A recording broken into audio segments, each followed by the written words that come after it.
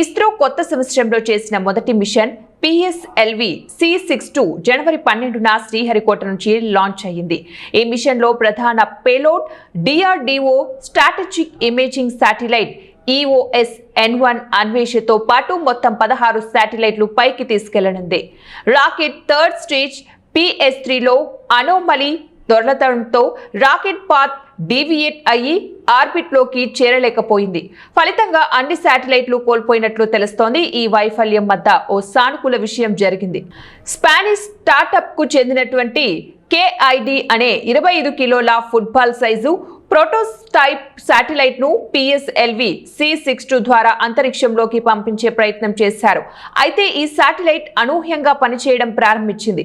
Rocket నుంచి విడిపోయిన ఈ బుల్లి శాటిలైట్ తీవ్రమైన రీఎంట్రీ పరిస్థితులను, అధిక ఉష్ణోగ్రతలు, థర్మల్ స్ట్రెస్ ను తట్టుకొని 3 నిమిషాలకు పైగా అంతరిక్షం నుంచి ఇంటర్నల్ టెంపరేచర్ల వంటి కీలక డేటా భూమికి పంపింది.